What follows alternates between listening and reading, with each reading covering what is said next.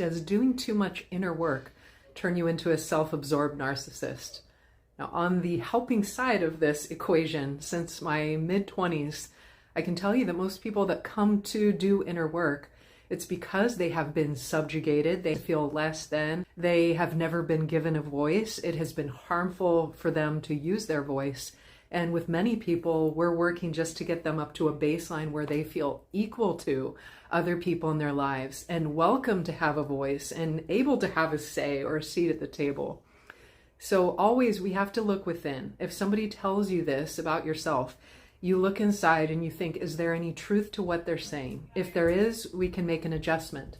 Perhaps we've done so much inner work, it's time to be considering others, it's time to be of service to others, and it's time to be more group or collective oriented. That's always an adjustment that can be made. But if you feel that, no, it's time to just bring myself up to a norm, that's another thing. And that's what I see quite a bit. Another side to this equation is if you believe that you need 20 years of psychotherapy with a Jungian style therapist, that's what you're going to need.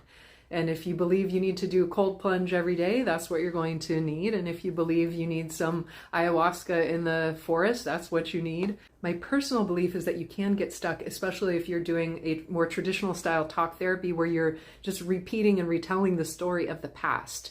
That creates stronger neural pathways, and that can actually exacerbate problems in one's life. I'm a proponent for deciding how you would rather be in the future and to program that in neurosomatically. How does that look and sound and feel? And making action steps and strategy from that perspective of stepping into the person that you want to be, the person you're becoming. And finally, I really respect and admire this idea by Dr. Sue Morter. She wrote the book, The Energy Codes.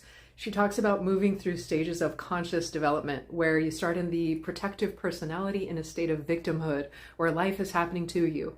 And then you graduate from that and you move into self-help. There's a problem, but maybe I can fix it. You read a bunch of books, listen to podcasts, learn all this stuff. The next stage is creatorship. You recognize you are a powerful co-creator in this magical, mystical world. And we have some power over our experiences. We can become the author and the main character of our life. And then into stage 4 is the soulful self, where you recognize with every single challenge or hardship, there comes a benefit that is equal to or greater than the hardship that you face. Therefore, everything is happening in your favor. Therefore, you can sit back the moment the challenge happens and enjoy the entire ride because you know there's a gift coming from it. So what stage are you operating from? Maybe you recognize other people in the stages that I'm commenting on. And what are your thoughts about all this?